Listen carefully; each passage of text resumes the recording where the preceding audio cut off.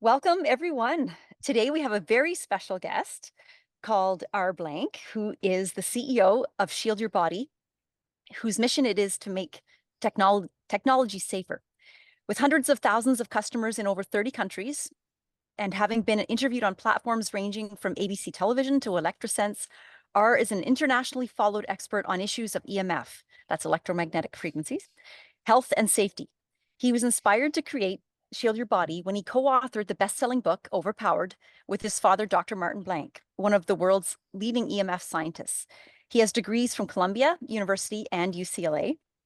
So in our mind, he is many things. He's a wonderful son, of course, to co-write that book with his dad, but he's a technologist, my understanding, a software engineer by background. Former, reformed. Reformed. Yeah. I understand that. I understand. I'm a reformed holistic nutritionist myself. So trying to get off the whole food piece and think about other things like non-native electromagnetic frequencies and how they, interfere with the body. He is an entrepreneur with an MBA. And it seems to me from a very prestigious school, from my understanding, and a writer, a podcast host of a podcast called Healthier Tech, which I'm a fan of. And we're just, extremely excited to have you here for a number of reasons. I'm just going to do a little bit of an intro before I get you to invite you to speak here. What our guests will learn is that, and maybe you're going to find out yourself, is that you're actually our first speaker on non-native electromagnetic frequencies, which are man-made, and they come in this category of non-ionizing radiation, which is used so much today for communication, to carry information through the airwaves, to cook our food, things like that. And before we start, I just want to say a couple personal things. One is I'm currently reading this book, Overpowered, that R wrote with his dad. And I'll just show, for the people look on YouTube, I will show you the book. I have not been able to put it down. I can't believe I missed this in my, building workshops on electromagnetic radiation over the years. I've been at this for about 7 years.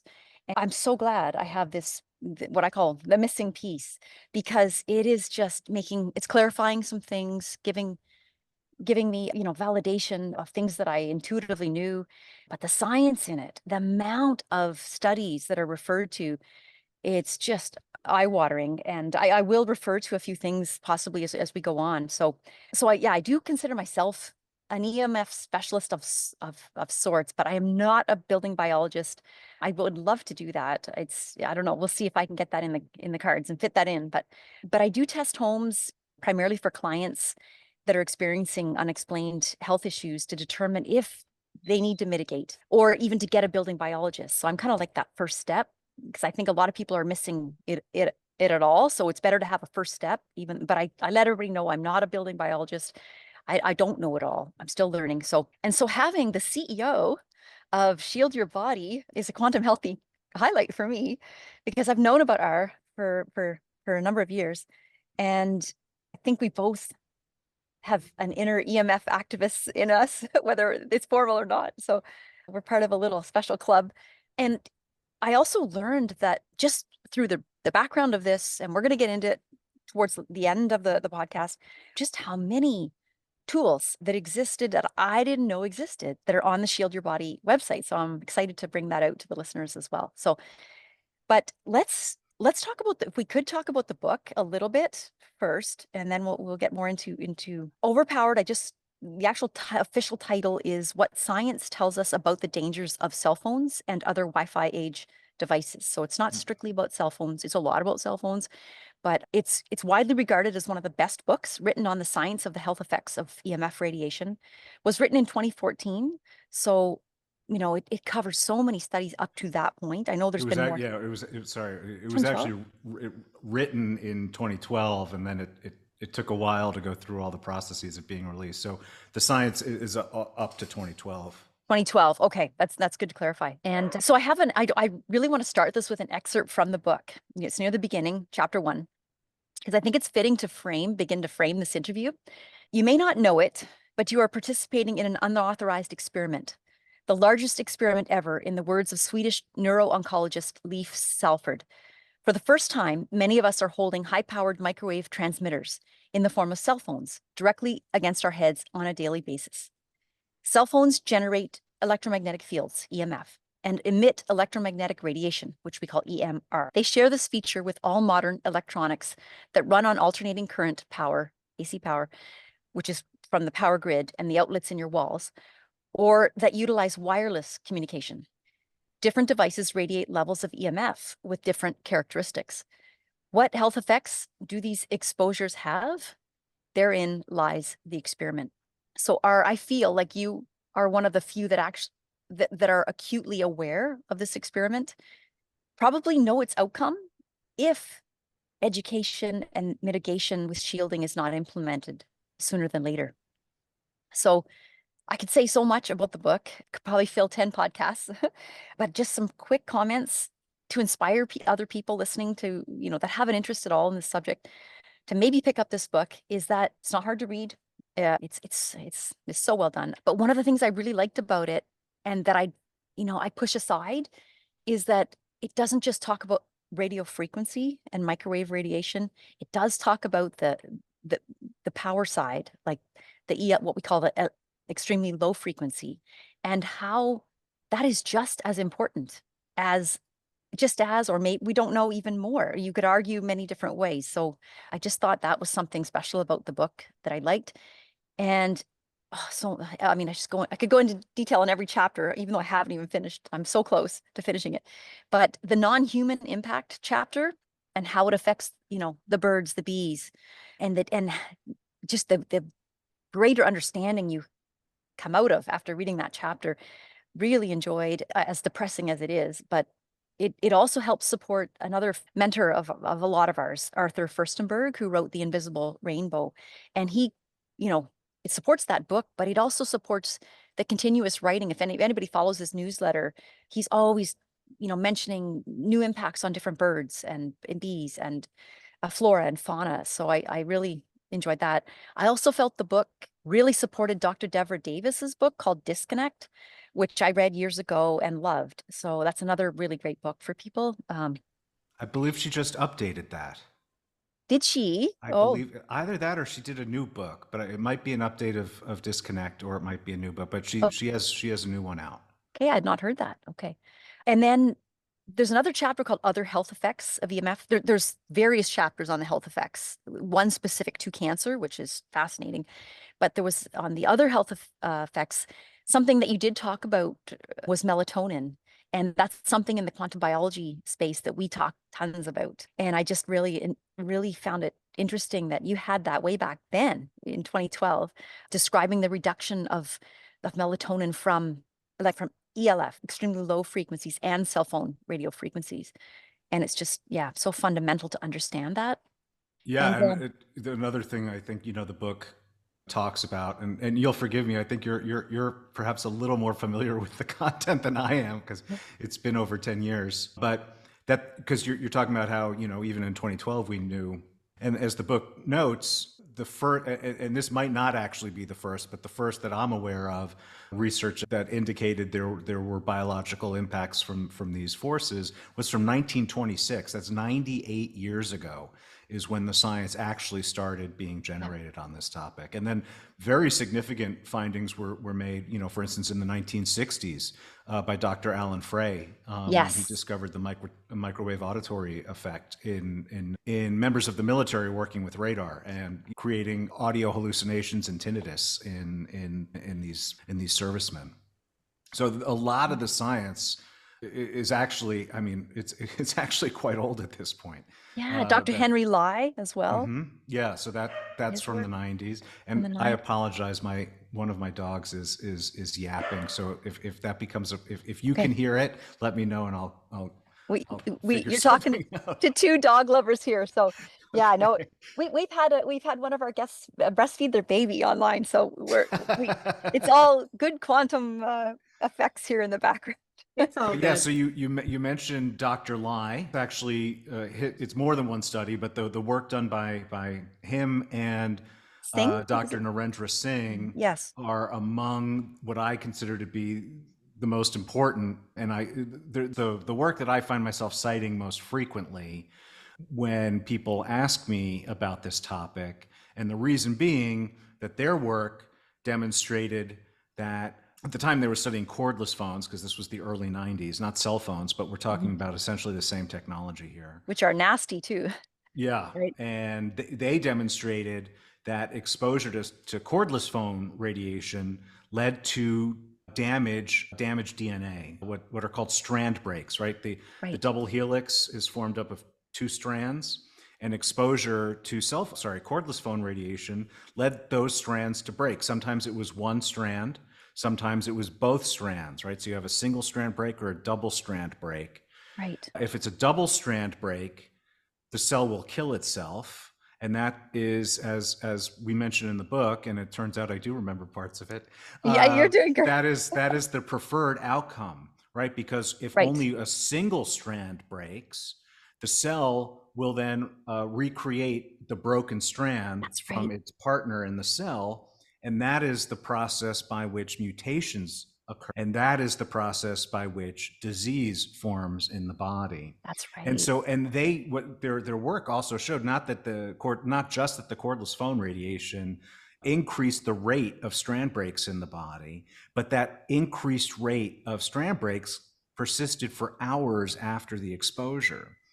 And the reason I find myself citing this and explaining this research so often is because DNA is in every cell of every living thing. And when you realize that's the impact it's having on DNA, it is not any stretch at all to then understand why every form of life is impacted. And it's not just every form of life, it's essentially every biological system in every form of life. And again, this is because DNA is in every cell of every system of every living thing on the planet. Yeah. Oh, I'm so glad you highlighted that. For years, I thought it was your dad. I used to cite your dad as the one who was the first to teach the world that, and maybe it's because he taught it. I don't know that about the impact on DNA. Yeah, so his more prominent work in this arena was on heat shock proteins.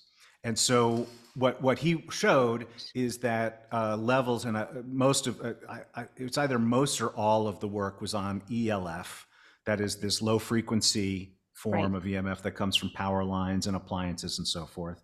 And what he showed over and over again is that exposure to these ELF fields led your cells to react with the cellular stress response, right? They released these heat shock proteins. Right. And that was an indication that the body was interpreting this force as a threat. Mm-hmm. And that is a lot of the work that he did. He did a lot of other work too, and I don't know all of it. One that gets a lot of attention, it was more of a theory.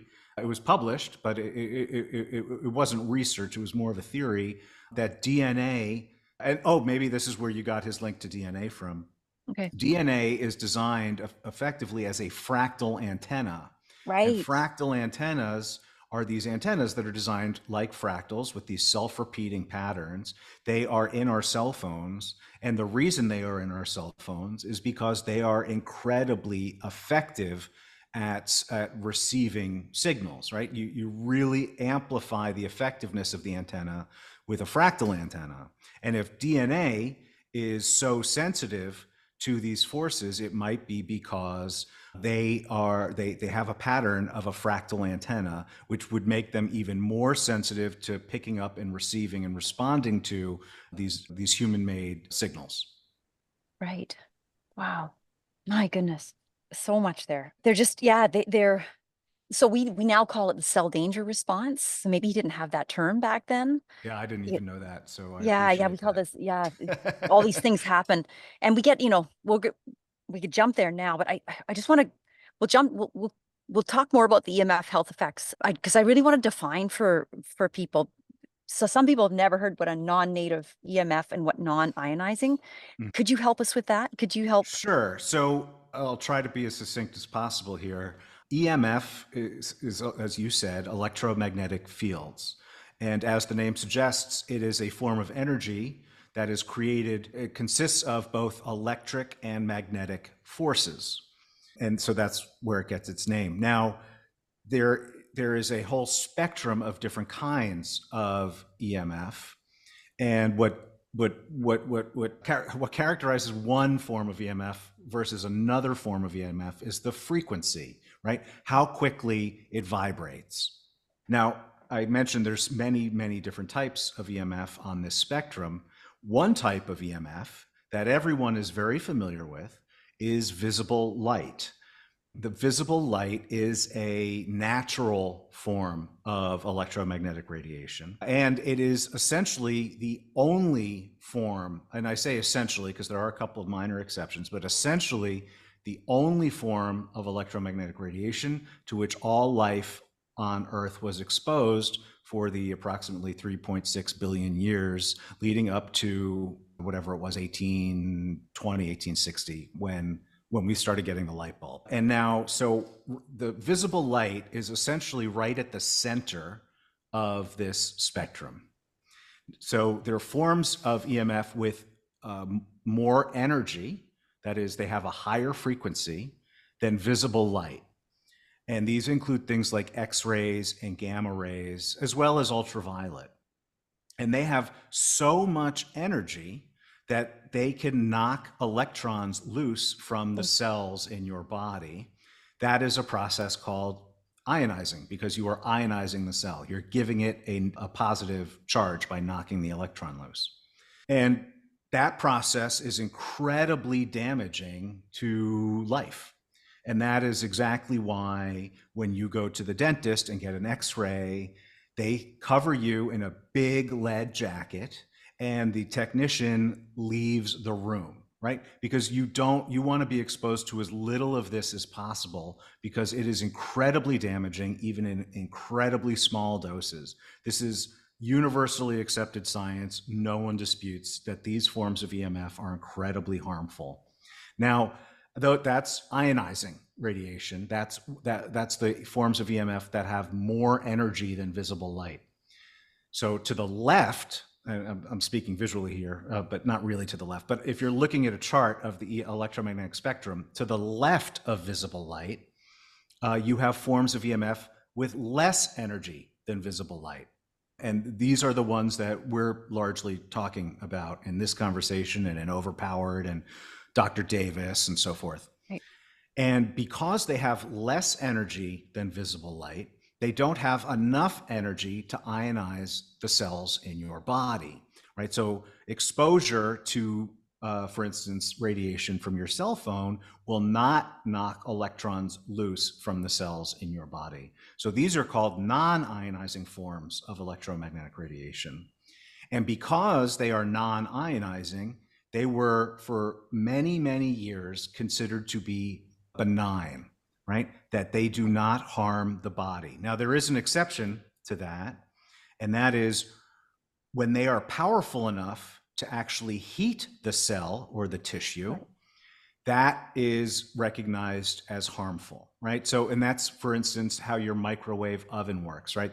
It's exposing your food to microwave radiation with so much power that it can cook it. And so the microwave radiation, radiofrequency radiation, all of these forms of non-ionizing radiation can have power levels high enough to actually heat you, and that is harmful. But other than that, if it's not at the threshold to trigger the so-called thermal effect, it was long thought to be benign and inert and harmless to humans. And some people still think that. And that is actually what my father was taught when he went to graduate school. And it's what he was teaching his students at Columbia Medical School for many years, because that's what he was taught. That's what the conventional wisdom was, that these forms of EMF are harmless to human health.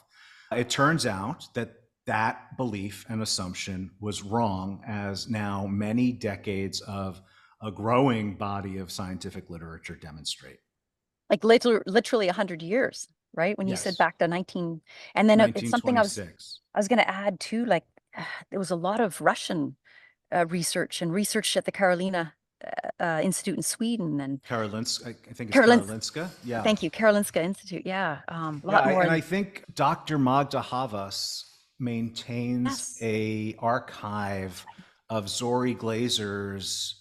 So Zori Glazer had done a lot of this. When I say do the research, I'm talking about actually going and finding the studies. Yes. Because you are correct, the Russian military did do a lot of research into the Soviet military did a lot of research in this area. And Zori Glazer, I believe, accumulated a fair amount of it and then transferred that over to Dr. Havas, who I believe has that on her website now. I know Dr. Havas. Yeah, I'm in my province. We have a safe technology group, Mm-hmm. and I'm part of her global brag project. And I got my meters, and I've tested little towns, and I've tested microwaves. And Oh, globalemf.net. Yes, that's yes, the project she does. yes, Where if you have a safe sound and sound Pro or Pro 2, you like, can take when you're out in the world, you can take measurements and then you submit them that's to right. Dr. Havas, and then she has a map that actually maps reported EMF levels around the world, it's a very, very interesting project.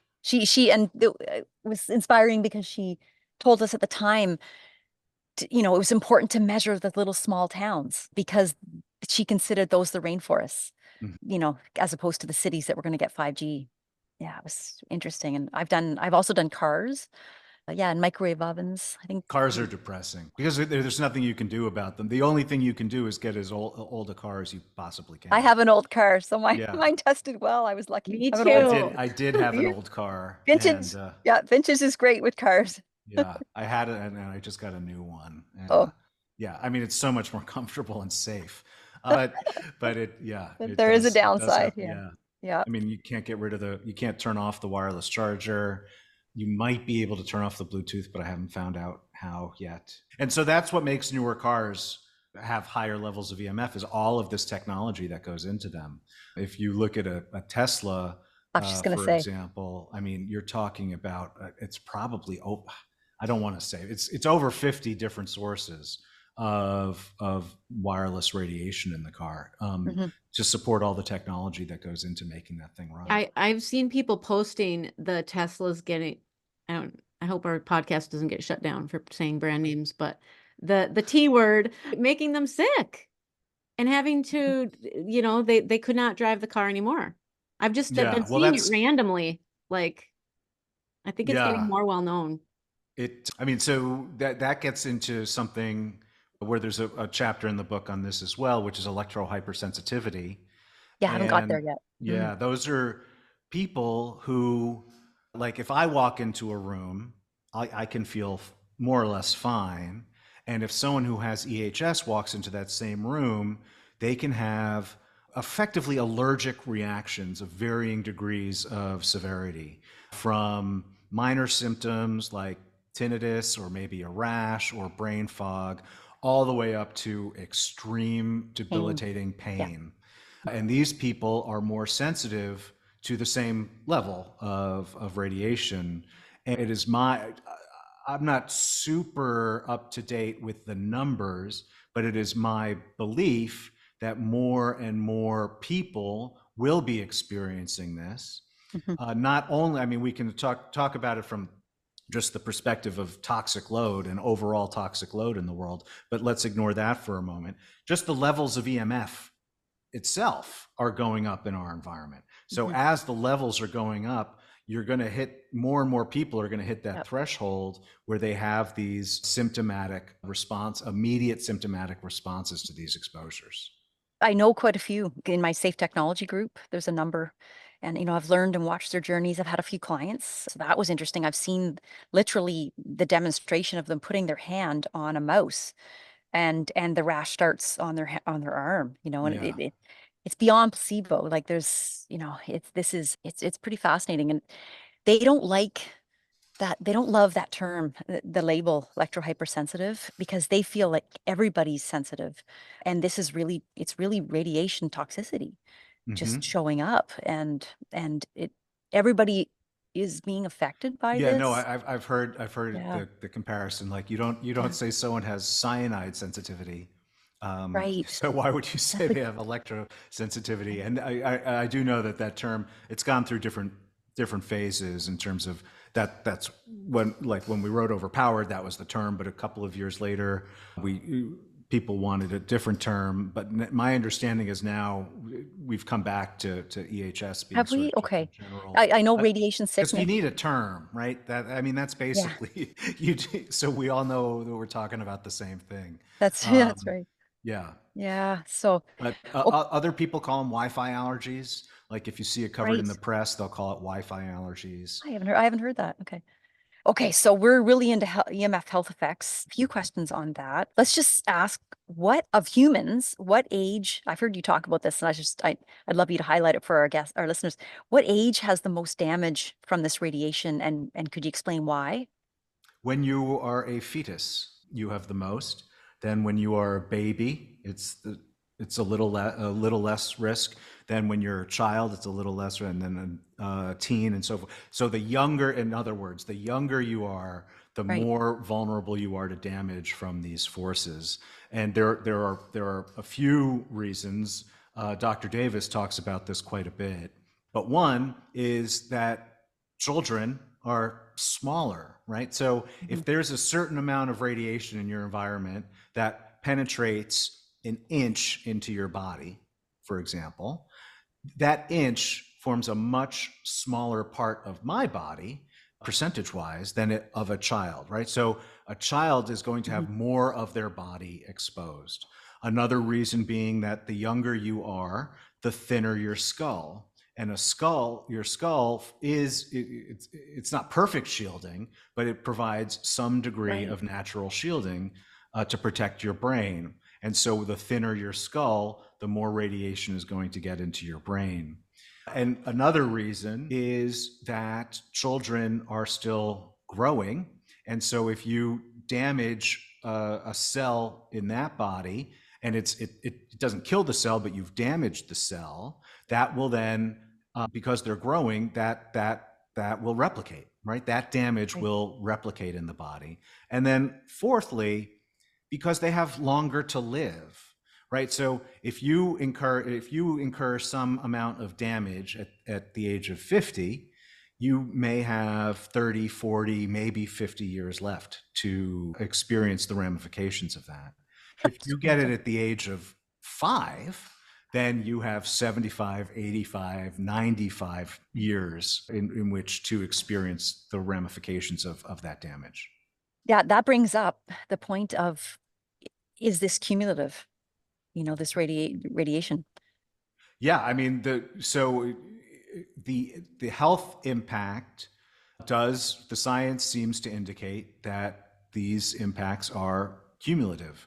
That is, so it's not just a single exposure that increases your risk, it's how much you are exposed to over, and I think that makes intuitive sense. It's also why these regulations, it's one of the reasons why these regulations around, for instance, cell phone radiation are so ludicrous, because they assume that the health risk of using a single cell phone once for 5 minutes has the same risk as using that same cell phone 3 hours every day for 30 years, right? And we all know that this does not make any sense. And then layer on all the other, like the Wi-Fi, the nearby cell tower, all the power in the house, and that was something in the book. Light.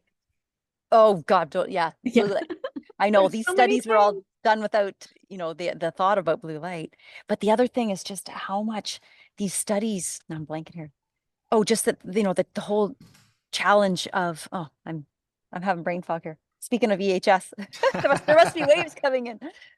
Something to do with the amount of studies. Oh, just over time, just like one short study isn't the same. And the amount of, I loved how you talked about it in the book, the amount of money that it takes to do a 30-year cohort study of multiple countries. There's only been a few of them, and the big one was Interphone that you highlighted, I would say, in the book, and how disappointing it was in the end, because they did different things in countries, and that's one the thing science that I isn't think, perfect, right? Yeah, that's one thing that I think Overpowered did very effectively compared to other books, which is to talk about the nature of this science and the commercial influence on the science, right? So those are two Yes. separate chapters.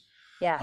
And what you were just, well, actually, Interphone touches on both of those issues. But getting back to the point you were making, right, in terms of the limitations of epidemiology, right? So for your audience, and I apologize if I'm sounding like I'm talking down. No, don't. No, go for it. People don't. If people already know this, then I apologize. But there's essentially two forms of science, right? There's the kind you can do in a lab, and then there's the kind that you do out in the real world, right? So there's lab science, and then there's epidemiology. That's what that's called when you do it out in the real world.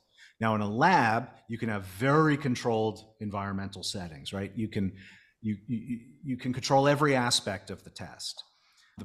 And so you can do it and see what the result is. You can repeat it, you can see what the result is. Another scientist halfway around the world can read how you did it. They can get it set up exactly like you did and repeat it and see what the result is. And so it's very controlled, it's very precise, it's very powerful. The problem is it's also very limited, right? Because if you're worried about, for instance, brain tumors, you can't study that in the lab, right? Because first off, brain tumors take sometimes decades to form. You can't get a subject to sit in the lab and use a cell phone for 20 years and then see what happens. It's horribly unethical and completely impractical. So you can't use lab science really to study disease. You can use lab science to study biological responses, right? So like earlier, we were talking about lie and sing. That was lab science.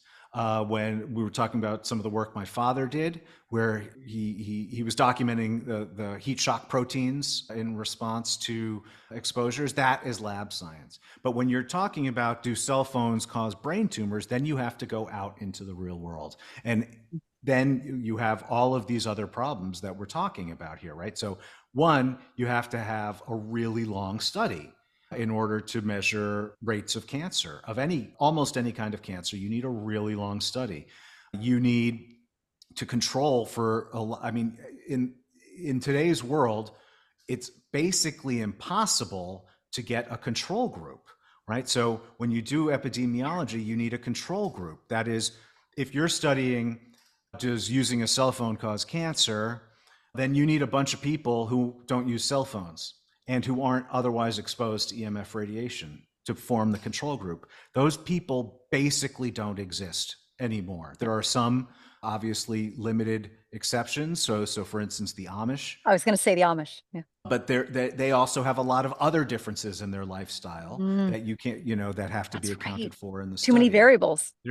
And so this is incredibly expensive, incredibly difficult science. There is some good science, obviously. There's some very bad science, but that is the limitation here. So that's why it's so hard, or let me put it the other way. That's why it's so easy for the wireless industry to muddy the waters around this sort of weight of evidence approach to evaluating the value of the science here, because they can just create a lot of flawed studies. And so, to provoke. Yes, exactly correct. Right. And I loved, there was a whole chapter on the similarity to smoking and how many years it took, and how the industry, just used that to provoke doubt over so many years. And there's another example I'm using now. Okay. And I forget the name of the scientist, but Amadou, I think. Anyway, if people want to go rent the movie Concussion with Will Smith, you'll see this story. And this is about the doctor who discovered traumatic brain injuries, or CTE, in football players, right? And so what he noticed was that all these football players were dying with this horrible condition, right? I think it's chronic traumatic encephalopathy is what CTE stands for. Okay. Now, the reason I like talking about this actually did get resolved after a number of years, right? So the NFL eventually did make changes, both in terms of the gameplay rules and in terms of helmet design.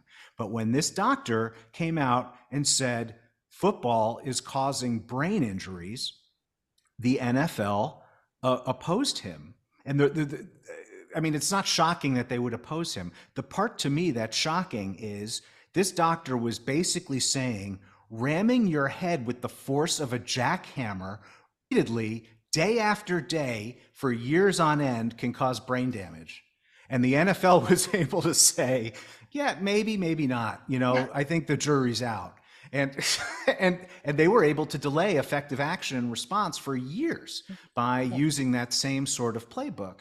And it's not as dramatic or as famous as cigarettes and tobacco and that infamous Brown and Williamson memo, but to me, it's all the more stark that you could confuse people into thinking, well, yeah, maybe ramming your head with the force of a jackhammer day after day, maybe that doesn't cause brain damage. Right. And so to me, that's a very powerful example. A couple things come out of that for me, or three things. First of all, something to mention that was mentioned in the book, but I've known, and I know you know about, is the latency effect with EMFs, that it, you know, yes, it's cumulative, but you know, a lot of people argue with me and say, well, if they're so dangerous, why isn't somebody who has a cell phone, you know, after 5 years of you continue, you know, why don't they have a brain tumor? It can be 10, can be 20, can be 30 years, and you're probably never going to connect the dots, you know, that many years down the way. The other thing, just I've done a little experiment myself with a fellow practitioner who does live blood, and Dr. Magda Havas did a number of studies with this, where you take someone's live blood and look at it. It's nice to get a subject who has healthy blood, and this particular colleague had healthy blood, and then she made a 2-minute cell phone call to her with her head, which, you know, she never does, but she did it for science. And then we looked at her blood right away, and it had this effect called rouleau, where it stacked all her red blood cells. It was just like sludge.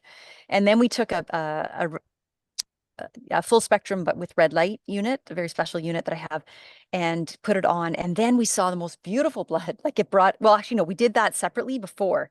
We tested her blood first, saw this beautiful flowing, like a river with fish flowing all through it. Like, it was incredible. And then we did that light again at the very end after the cell phone, and it brought it back to her normal. It didn't bring it back to that beautiful blood, that the flowing blood that she had. But it was nice to see, okay, they're with quantum biology, let's say, maybe there's ways to help keep us healthy, you know, to mitigate, you know, bring down the effects of this oxidative stress, or whatever that we would call it. But so that was just, it's funny, we have all this, you know, we're saying, well, we don't have the science. A number of people say we don't have the science, it's not definitive. And yet you can do these really simple experiments that don't cost any money, just like you say, like the football, you know, just, it's like, okay, this should be common sense. You know, when you see that on a screen and you're like, okay, I got to me, I got the message from that moment. I stopped putting a cell phone to my head. But another thing just to add before we go on, we definitely want to get to shield your body, because we got to talk about EMF protection. To finish kind of the science piece, following on from Overpowered in 2012, there has been other studies, and two ones that I would highlight for listeners is the NTP study. It was a $25 million study that was supposed to definitively show that that cell phones were safe, and it didn't. And it was very controversial. And then there was an Italian study called the Ramazzini, and both of those showed these heart schwannomas, is my understanding, and I think gliomas, like brain tumors and heart tumors, and it's very rare. Heart cancer of the heart is extremely rare. So it could have been I don't know if they were putting the cell phone near the heart. So don't recommend you put a cell phone in a suit pocket. It's actually, you mentioned Italy, it's legal precedent now, upheld by 2 courts, that cell phones cause brain tumors. It is, eh? Yeah. Wow. Okay, thanks for sharing that. Wow. Okay, so let me see if there's anything else on health effects. There's so many questions I could ask, but It's a huge. I'm definitely going to write a blog out of this. Yeah. And Dee and I we're gonna get together and get some, produce something out of this. Yeah. So need to mention BioInitiative maybe as a resource for people. And I've heard you mention before, I think it was in a podcast, just discussing sort of this idea of misinformation with EMF health effects, and go for it. So I'll just start with the BioInitiative report. Okay, great. So that was, I think the first one was published in 2008. I could get, or maybe it's 2006. Okay. I may not remember. I can't the year. remember. And then it was updated again in 2012. 12, So there've right. been 2 versions. And what this working group did, so it was led by Cindy Sage, and she assembled a team of scientists, including my father, who reviewed thousands of studies on the question of biological impact of these exposures. And what they did is they published their findings, right? So they reviewed studies that showed impact, that is negative impact. They reviewed studies that showed no impact. And so it's a comprehensive survey. It's the only one of its kind ever performed on this question. And they published the report, the BioInitiative report, which is available for download at bioinitiative.org. And I'm sure you'll put the link in the show notes. We'll put it in the show notes. Yeah. And they also have a more easily digestible page of their conclusions. And what they found, it should not really surprise anyone who's been listening to us talk so far, is that there is very strong science showing significant health impact at levels orders of magnitude lower than what current safety standards permit. Right. Thank you for sharing that. Okay.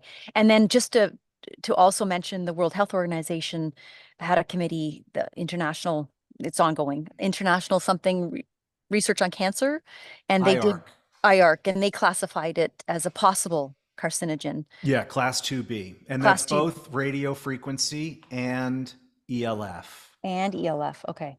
And there's rumors that there's a reconsideration for a prioritization that is moving it up to class 2A or to class 1.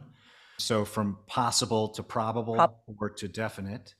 But there's no transparency into that process. We don't even know who is on the evaluation committee, much less if they're actually doing that or not. Okay. And then, yeah, we have so all these. these. About it. Oh, sorry. Yeah. Yeah, as I said, we have all these safety codes. I know in Canada, I'm in Canada. India's Safety Code 6. Safety Code 6. But around the world, it just seems to be this. Everybody seems, it's like a global phenomenon that we're all using these old standards. We're not even. And they're all based around. Almost all are based around the thermal effect, which the thermal effect. Thank you. Touched on earlier in our conversation, which is we want to ensure that the amount of radiation you're getting off your phone doesn't heat your tissue. Now, that is a vastly insufficient standard, but I would like to ask you and your listeners, have you never felt your ear get warm when using a cell phone or a cordless phone? Or have you, or have a laptop, using a laptop on your lap? Do you think that these devices are actually not heating you? Because in my experience, back from my days before, I stopped holding phones up to my head, I remember my ear getting very warm. And to me, that shows that not only is the safety standard inadequate, but these devices aren't following that safety standard, as inadequate as it is. And in fact, that is what is often found, right? So there is Marc Arazi, I believe is his name, in France. If you Google PhoneGate. So yes, oh yes, that's right. The French government tested approximately 300 models of cell phones and found that, I believe it was 88% of them emitted more more radiation than the manufacturers said they did.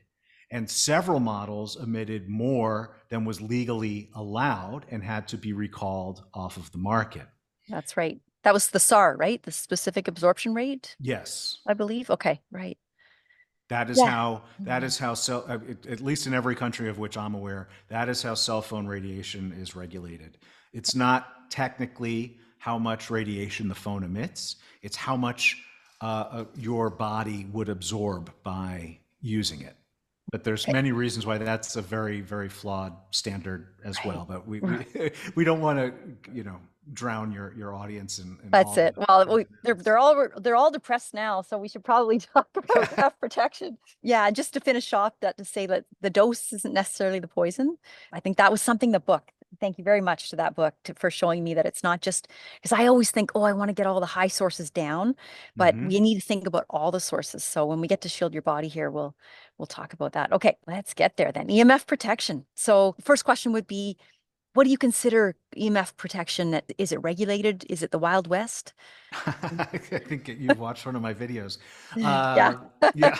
That's No, it is not. It is not regulated, except for any broad regulations from the Federal Trade Commission that regulate truth in advertising. But beyond that, no, EMF protection is not regulated. And it is like the Wild West. That is the analogy that I often draw for people. And so when you just Google EMF protection, you will find a lot of different things. And I don't mean just like different types of products. I mean completely different types of products. So there's beads and pendants and harmonizers and stickers and so forth. There is a lot of products for sale that likely, well, we're not talking about specific brands, so I don't have to be as careful, that likely don't do anything at all. They certainly aren't based in any science that can explain or demonstrate. And so, these little stickers that you put on your phone, there is absolutely no scientific mechanism of which I'm aware that would explain how that makes the radiation any better for you. It just doesn't make sense. Now, this is something I also want to make clear. Just because something can't be proven or demonstrated with science doesn't mean it doesn't actually work, right? Because quite literally everything that science proves today, at one point, it did not prove, right? Because science evolves. That's the whole nature of the body of knowledge and the scientific method. So just because science can't show that something or prove or demonstrate that something works doesn't mean it doesn't work. But there is so much snake oil out on the market that I strongly advise people to avoid things without any scientific backing that could explain and demonstrate the claims that these products are making. So I would just say, I would add to that, start with mitigation. Like I can tell you every week I get a text, a message, an email from somebody, a friend, a follower saying, what do you think of this harmonizing device? And I just like, you can put it on your phone, you can try it and spend your money. And it very may well do something. So mitigate. Reducing sources Yeah. is by far the most effective way to approach this. EMF protection products are, I refer to them as the second line of defense. Okay. So in terms of mitigating your exposures, right? Because the best way to not be exposed to something is to not be exposed to it, right? Right. The best way to avoid UV ray exposure isn't to put on sunblock and go to the beach. It's to stay inside. Now, there are times where you'll still want to go to the beach, and that's where sunblock comes in. And so that's the same sort of model we have here. Yeah.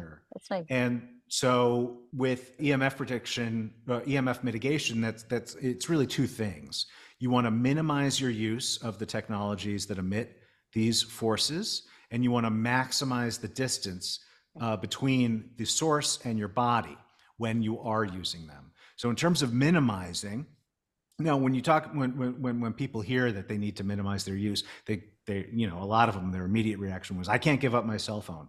Well, okay, if you can't give up your cell phone, then consider, do you really need that Nest thermostat? Do you really need that Alexa, a smart Bluetooth speaker in your living room?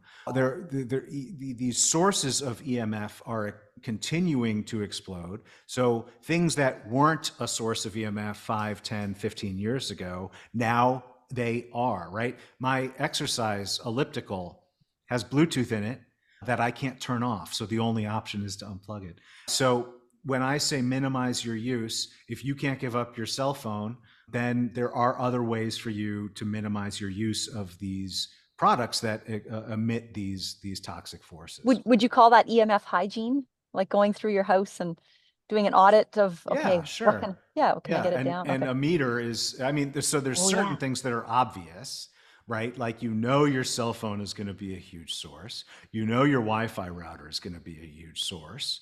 But there are other ones that aren't as obvious. And like the wiring in your wall in one particular part of your room could just be incredibly high just because of how your house is wired, and you wouldn't know that. I once stayed at an Airbnb and I was taking measurements, and there were these crazy high electric fields, and I couldn't figure out why. I tracked it down to a DVD player in the entertainment center, and I unplugged the DVD player, and the electric fields in the house went away. And, you know, I would not have known that had I not been waving my meter around. Yeah, So I'm a there's, huge fan of testing. yeah. Yeah, test, And, don't guess. Yeah. and I have a free guide with meter recommendations and usage guidelines as well. Okay. That's at Shield Your Body. I can give you the link after this so you can put it in the show notes. Okay, that'd be fabulous. Fabulous. That's okay. perfect, because I was going to ask about that. Yeah. And that covers the whole gamut. Yeah, because there are different kinds of meters. Obviously, there's different levels of quality of meter, but even beyond that, there's different kinds, right? Because there's different forces that you'll want to be measuring. So that's minimizing your use. And even if you do keep Wi-Fi in your house, turn it off when you go to bed at night. That's another way of minimizing your use. There's put your phone into airplane mode. You may need your phone for several hours a day, but you probably don't need it 24 hours a day, right? So put it into airplane mode when you're not using it. Things like that. There's lots of ways of minimizing your use. Now, the second tip, that was the one that may be a little less intuitive for people. And I don't have my phone here, but let's pretend this remote control for my air conditioning, let's pretend it is a cell phone. Right. And if this phone is 1 inch away from my body, and then I double that, so now it's 2 inches away from my body, I've reduced the power of my exposure by 75%. Wow. And that is because the power of EMF radiation diminishes exponentially with distance.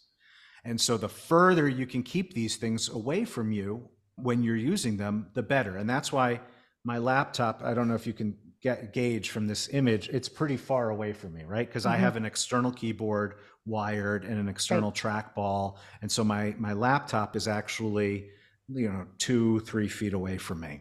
There's a lot of ways in which you can get the technology further away from you, and it makes a massive difference in your level of exposure. So another example is if you are on Wi-Fi, put the router in a part of the house where it's just furthest away from where people spend their time. Another example, this is actually why for most people, one of the best things that they can do to cut their EMF exposure is to stop carrying their phones in their pockets. And because this is very common, incredibly common. And you'll see people at the gym with it in their pocket, or women tucking it into their sports bra during workouts and so forth. When it's right up against your body, you are getting the maximum possible dose of radiation that these highly overpowered products have to give you. And so if you can keep it even 1 inch away, you've made a huge difference. If you can keep it 4 inches away, you've made an even bigger difference. But when it's right up against your body, you are getting a lot of exposure. And they put them in their pockets often for hours at a time every day. So you're talking about significant cumulative exposure from this one behavior. And so if you can get the phone out of your pocket, or if you can put it into airplane mode when it is in your pocket, you will be doing yourself a tremendous favor. That is, for many people, that is probably the single most effective thing that they can do to reduce their exposure. And I would add, well said, that it's the precautionary principle. Let's assume that it's a possibility that a lot of this, independent science, let's say, all these studies, that there's some truth to that maybe we should just play it safe. And because the impact we're seeing is things like brain tumors and nasty ones like glioblastomas that don't give people a lot of time to live, Well, to me, I mean, I understand understand that the information space out there is I have a different opinion than maybe the average person does. But to me, this is not a question. That EMF, human-made forms of EMF radiation, cause biological impact Effects. at levels that are incredibly low and much lower than what safety regulations permit. That is not a question. It's not debatable. To me, it's not. But the question that's valid is, what actually is the impact? Because we don't know all of that. As we were talking about earlier, this type of research is incredibly difficult to conduct, both in terms of time, study design, cost, finding a good control group, and keeping in mind, if we started a study today on, a 30-year study today on cell phones and brain tumors, in 30 years, when we're able to publish the results, the exposure levels are already going to be many orders of magnitude higher than they are today. And so you're in this space, this environment that is constantly shifting, increasing the toxic load, while you're trying to prove really what happened 20 years ago, not what's happening today. And it might not necessarily be cancer. It could be something else. It could be slow. No, that's exactly heart right. disease or autoimmune or so many. Yeah, this is what my father was a big point. I think that the actual, I may not get it exactly right, but this wording is, I'm pretty sure, in the book, which is, just because something doesn't give you cancer doesn't mean it's not harming you, right? I mean, cancer gets a lot of attention, especially brain tumors, because it is absolutely effing terrifying, right? I mean, it makes a lot of sense that people would pay attention to that. But it is every biological system, right? So going back to this example of phones in pockets, and yes, the science, some science says it's harmful, some says it's not. I'll tell you, there's one area where the science is incredibly strong, and that is what your cell phone is doing to your sperm. It is killing your sperm. This is science that has been done over and over and over again. There's really strong work out of Kaiser Permanente by Dr. Di-Kun Lee, but it's by many other scientists all around the world. Australia. Yeah. And not only do they show that carrying your phone in your pocket destroys your sperm, they also are able to show that stopping carrying your phone in your pocket restores your sperm, right? Because sperm, unlike a lot of other parts of the body, sperm is regenerated every 24 hours. And so that's not to say there isn't some lasting impact from that exposure, but you can see the impact on sperm within minutes of the phone being in the pocket, and you can see the impact of removing the phone from the equation within a day. And then the converse is women. I work primarily with women, and I'm always telling them, because we just don't know, like you have your eggs for life. Yes. So putting that cell phone in that area is really not smart. It's not wise, Yeah, eggs are more protected than sperm. God designed us to, dangle our bits all out there, That's true too. That is true. So, but I'm not negating what you're saying. I'm saying that there's a complexity around this issue, because the sperm is just more vulnerable, and eggs they're wrapped inside a lot more natural shielding. But to your point, you are born with the eggs that you have. So the damage is irreversible, unlike it is for sperm. I'll say also one other thing, right? Which is, we already talked at length about the impact of EMF on DNA. These reproductive cells, sperm and eggs, they all only have one set of DNA. They only have one strand. They don't have two. They don't have a backup system. So if you're damaging that DNA, that cell is dead and useless. And so it just shouldn't be surprising to people that that these reproductive cells are so vulnerable, because they have no redundancy in the genetic material. And then you add the other genome, which is the mitochondria, and we now can pretty much definitively say that man-made EMFs are mitochondrial toxins causing this mitochondrial dysfunction. And that's what sort of some of the newer research is showing us. And then that affects the DNA, the nuclear DNA and the RNA. Okay, so getting back to the mitigate, that's the two key rules of EMF protection: is minimize your use and maximize your distance. Yeah, love it. I love that. You do those two things, and as you were talking about earlier, right?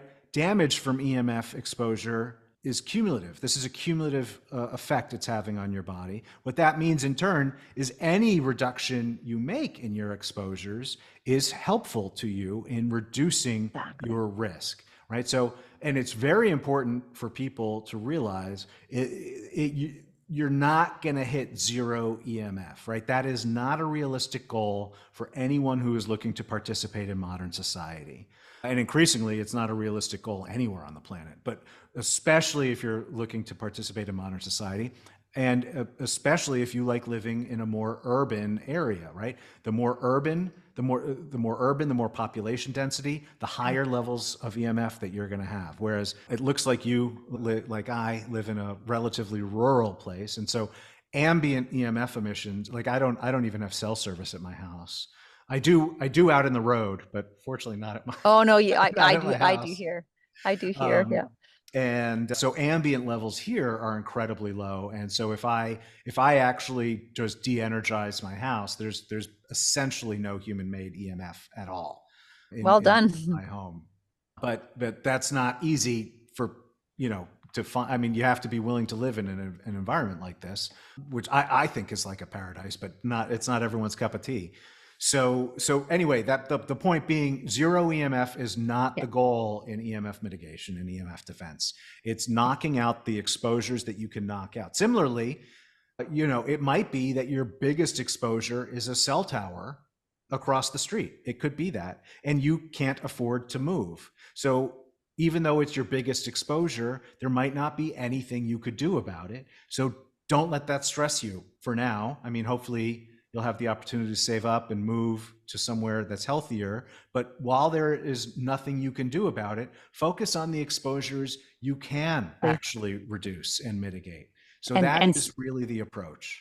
And of course, stress is horrible on the body. Yeah. So you've got to let that stress go and just focus on the wins and the things that you can get down. So that takes us to your company, Shield Your Body, which my understanding is the mission. I've heard two things. I've heard to make technology safer, to help people build a healthier relationship with modern technology. Oh, so that's my podcast. That's the pod. Tech. Yeah. Okay. Healthier Tech. Healthier Tech podcast is to help people create a healthier relationship with modern technology. Right. But I mean, I think you can tell they're quite well aligned. It's just they are. Yeah.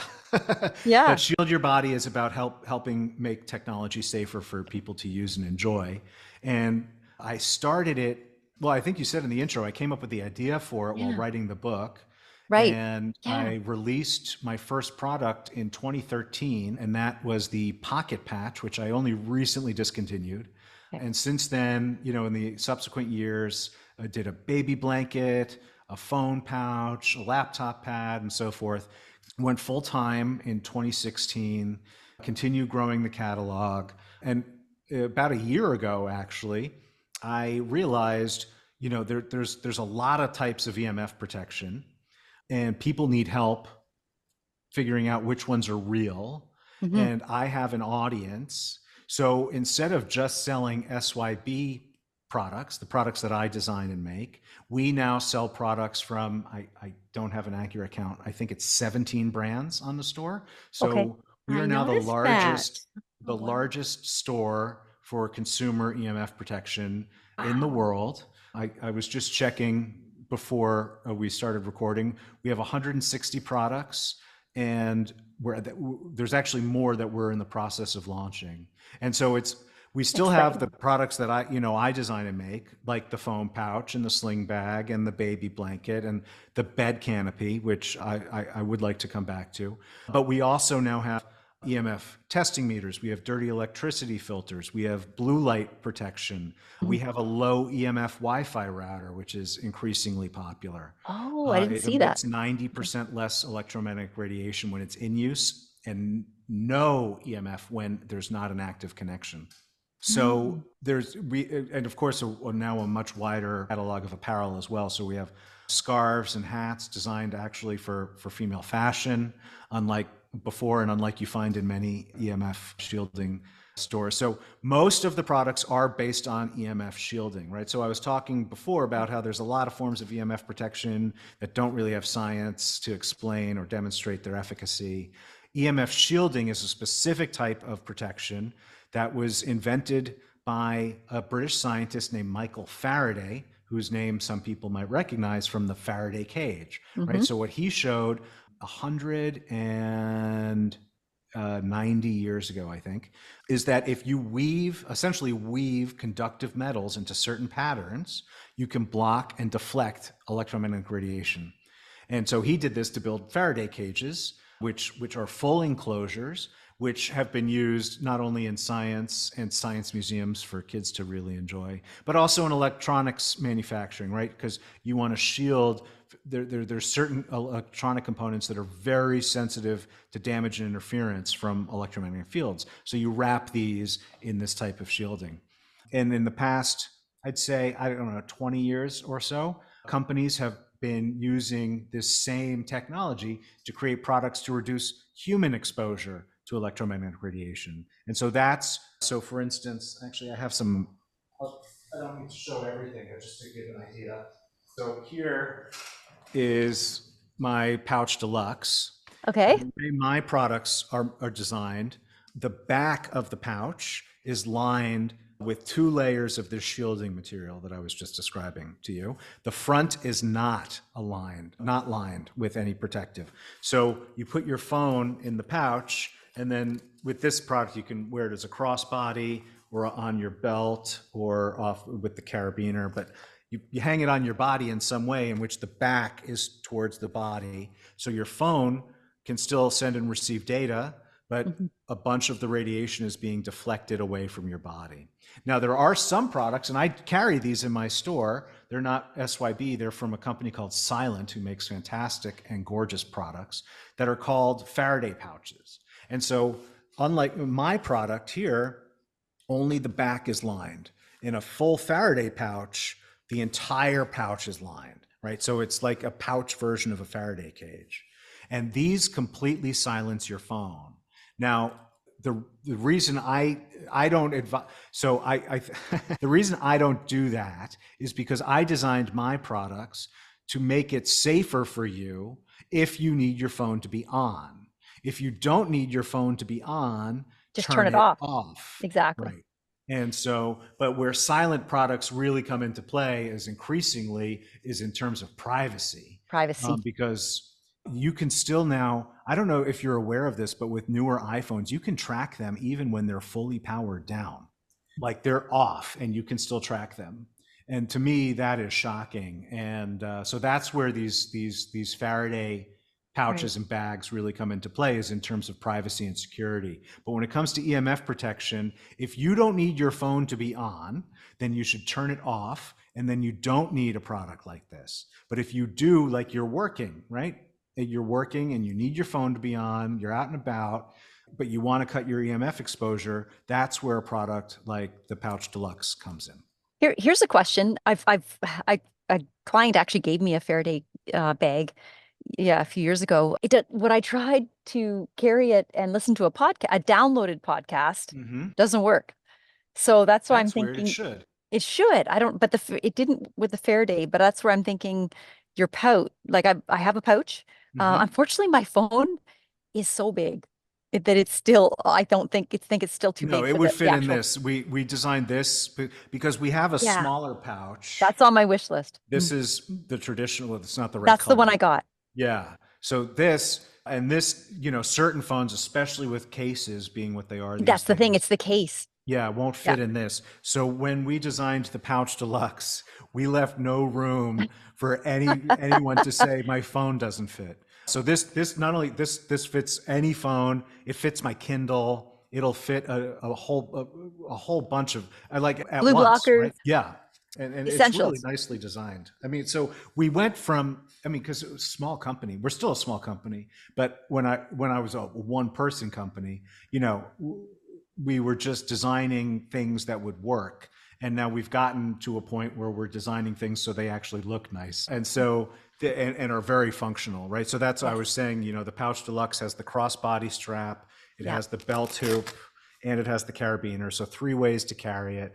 It has a front compartment, it has a divider in the middle, and then it has, by special request of Kathy Cook, who you may know, it has a pen holder on the side. So we got that integrated into the design. But actually my favorite product of mine right now, and I didn't close the zipper, so things are falling out. What a mess. You're doing show and tell. This is great. Everybody, you gotta watch the YouTube. Is my new, we call it the Metro Vegan Leather Fanny Pack. So see, I'm going between those two. So I love that you're. This is my favorite. Is it? Yeah, because I mean, you can't feel it. It's vegan leather, meaning it's not leather, right? Okay. But it doesn't. It has such a nice. It's such a nice feel. It's a really just nice look. This one is slim. We have another fanny pack that's significantly bigger, and if you want to carry more stuff. But I just love this, and I use it as a cross because I don't like fanny packs. My father loved them, but I wear it, you know, just as a crossbody. Okay, got it. And so this is my new favorite. My prior favorite was the sling bag. That is the biggest of these. So as you can tell, I focused a lot. We actually have 8 products now in this category of these bags and pouches. It's needed. Because I want to give people option. To me, it's the most important use case that people should be protecting against, which is, again, this carrying your phone. And so I wanted to give people options that fit their lifestyle so they'll actually use it. We even now have a purse. I don't know if you happen to see the purse. No. It's a really nicely designed purse. It's this sort of, I should know the name of the color, but it's just a really nice kind of sky blue vegan leather with brown handles. It's really attractive. Okay.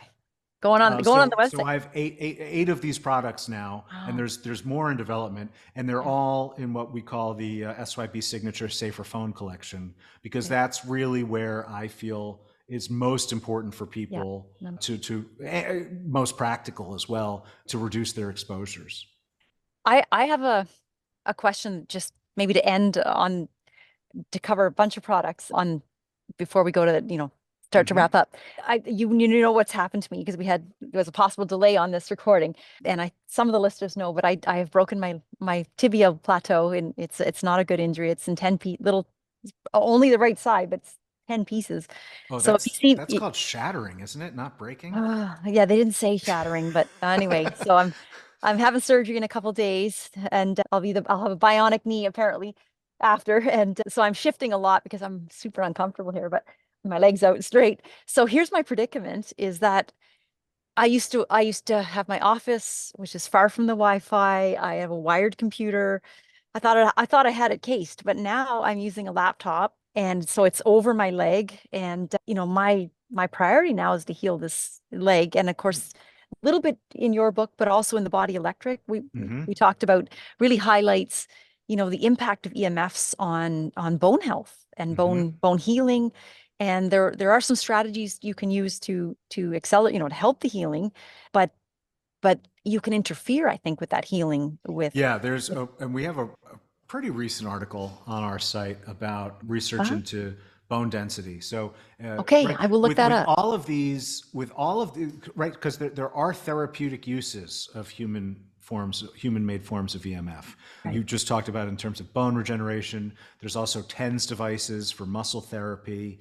There's multiple, and I'm not on top of all of these, but there's multiple therapies that rely on devices that expose you to human-made forms of EMF. What's important to realize is those are very precisely calibrated doses of very specific frequencies. True. And when you're talking about the stuff that's coming from your phone or from your Wi-Fi or from your laptop, these are not precisely calibrated doses of frequencies that have been shown to be therapeutic, right? And so even though, a very specific dose of a certain type of EMF can help bone regeneration, that doesn't mean EMF exposure in general promotes bone regeneration. And there is research demonstrating negative impact on bone density. And that's what I've heard with people wearing it on their hips. I've heard the statement of people that it might have been Dave Asprey, to be honest, but he's the Bulletproof Coffee guy, and he measured I don't know if it was him or he talked about somebody else, but they actually measured the hip bone density, and it was 10% lower on the hip where the cell phone was worn. That's not surprising. Yeah. So here's the question for you is I'm looking to prioritize my purchases. And so I'm looking to see how I can. Well, if you're using your laptop in proximity to your lap, and I'm assuming it'll be shifting positions just like you are, I would recommend the baby blanket. And that's what came up during this interview is when you mentioned the baby blanket. I didn't even have that on my list. I thought I should get a laptop pad. No, the laptop pad is good, but it's really designed for portability, and so it's the same, more or less the same size as your. It's a little bigger than your laptop. Obviously, you want that. Which would be good if you were let's say you're traveling on a trip. I'm thinking in a backpack. And if you your work, you don't want to shut down your whole computer, I mean, you could put it in airplane mode, which would help, but you'll still have the low frequencies as well, right? Yeah. So the baby blanket will just cover a whole lot more, and you can use it to cover your belly as well, right? The laptop pad only goes underneath the laptop, whereas the baby blanket, you can, it's 40 inches by 32 inches. It's quite big. You can adjust it. No matter where you move the laptop, it's still being shielded. And so, and we do have many customers who buy it. I mean, it's called the baby blanket. It's designed to look like a baby blanket, but a lot of customers who buy it who are using it for laptops. Babies. Okay. The other question, this is an exciting product that you have never heard of, called the NCB. And here's my challenge. I'm thinking I want to be grounded, so I'm actually holding on to a grounding little cord here while I'm outside. So And where does that plug it? Where does that ground? Right into the ground. Oh, then you're fine. Yeah. So but that's just when I'm outside on the deck here. I'm working a lot outside, actually trying to get some natural man-made from the ground and from the sun. So, but when I'm indoors or when I'm sleeping, I do have a grounding mat. Another client made for me, and I'd love to sleep on that and really actuate my healing at night. But I have tried once I only tried once, and I couldn't get to sleep. I was wired with literally my brain was wired or whatever, but I had to finally unplug it, and then I finally fell asleep. So I have mitigated dirty electricity to a degree. It's down around 50 or 60. Yeah, but when you do that, you're not doing it on the grounding conductor, right? So there's obviously, outlets have 3 prongs. The hot, the neutral, and the ground. Right. And dirty electricity filters clean the hot and the neutral. Okay. And they leave the ground untouched. And so that's where the NCB comes in. So you can think, it actually does more than this, but you can think of it as a dirty electricity filter for the ground. Right. Okay. And so the regular NCB plug, you plug that into a wall, that will clean one grounding product, right? So if you have a grounding mat, you can plug it into the NCB and plug that into the wall. If you want to clean an entire grounding conductor circuit, you can use the NCB Pro. And so that anything plugged into any outlet on that circuit will have been cleaned by the NCB Pro. Okay. It's a little bit more. It's probably the most complicated product. It's not probably. It's definitely the most complicated product that I carry. I'm privileged to work directly with the inventor, Andrew McAfee, to bring that to market. And I've learned a lot about it. I've given webinars with Andrew, but it's still super complicated. Okay. Which is why if you buy the Pro, you actually get a free half hour of consulting with an NCB expert. Okay. Oh, wow. Good to know. I think that was my questions because it was. We're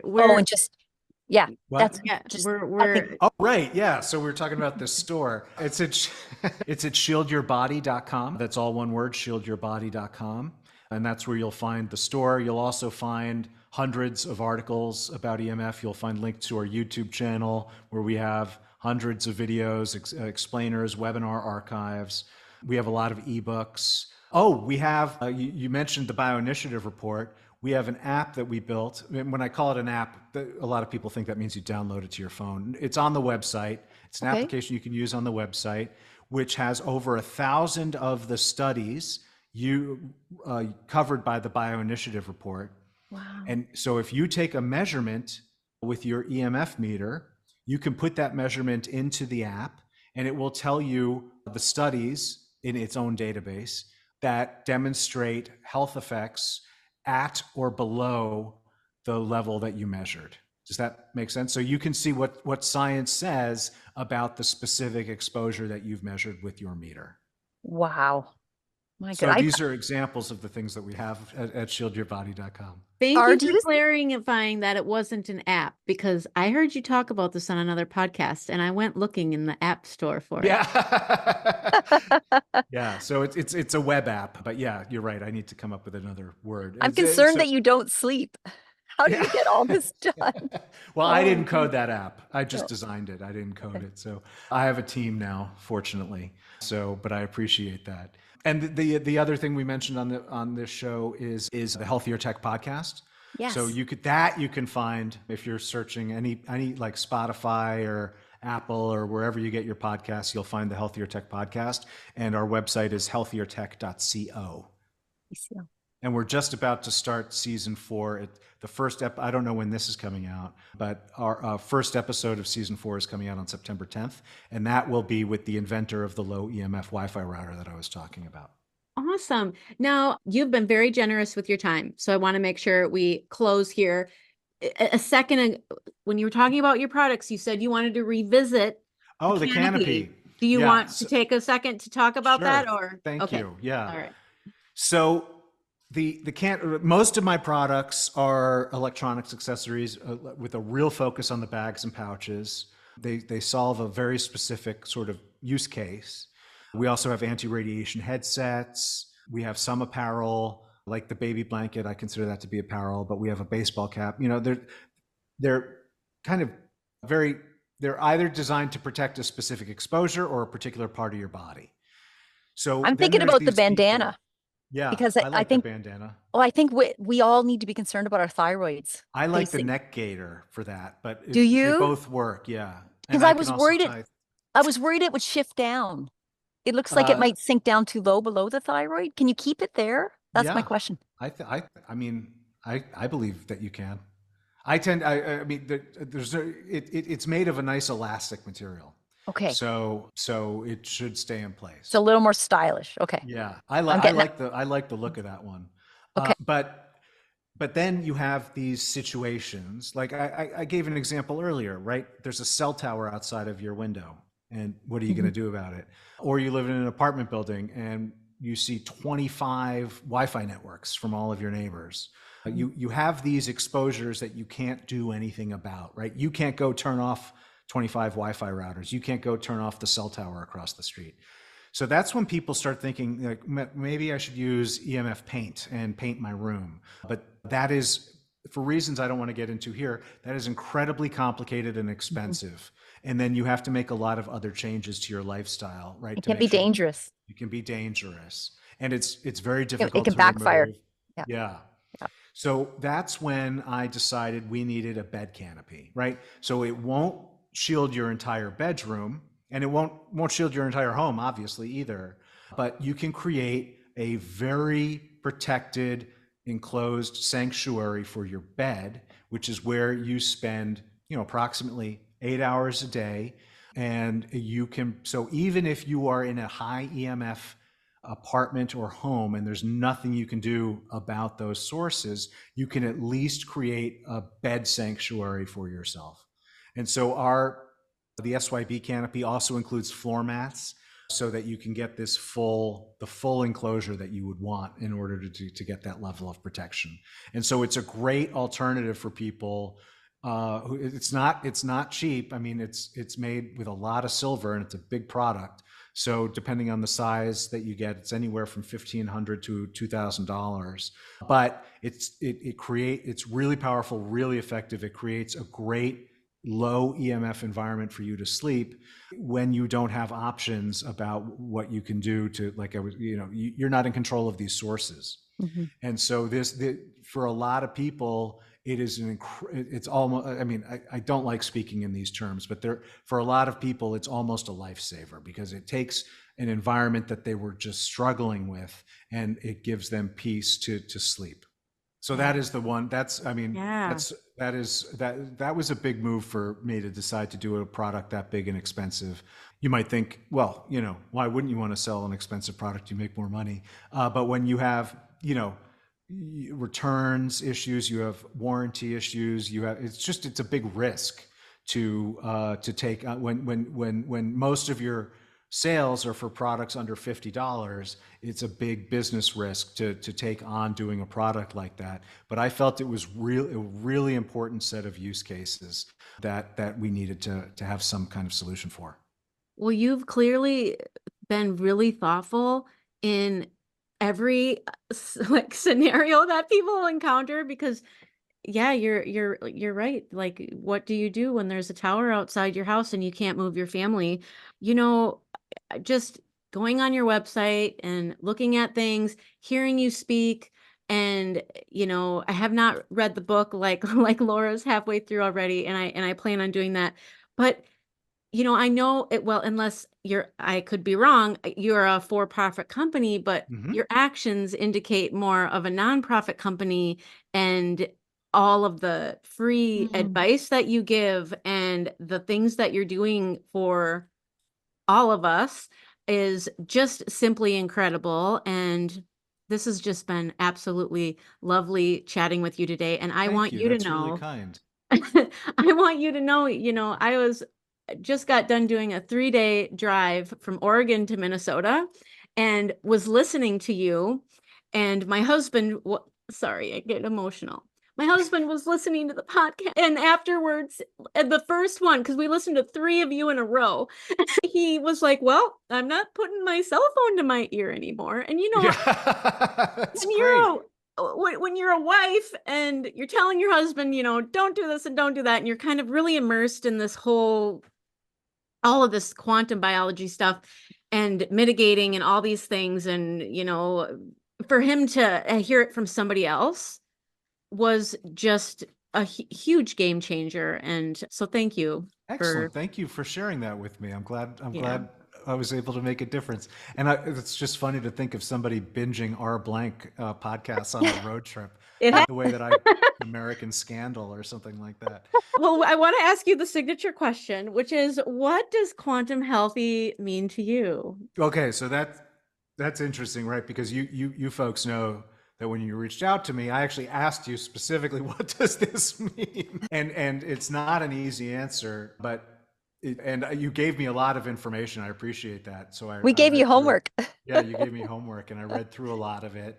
But I think, kind of stepping back a bit, what it means to me is the search for these connections and interactions of the world that impact our body that maybe aren't immediately apparent, that aren't immediately apparent, right? There's mechanisms in play here that have direct impact on our health or quality of life that are just effectively completely invisible. And it's the process of illuminating those invisible connections. That was a glorious answer. That was, it was perfect. Because quantum is all about doing the minimal, the smallest thing to get the biggest result, and that's exactly what, your aim is. And thank you so much, Feel free to reuse that if it helps.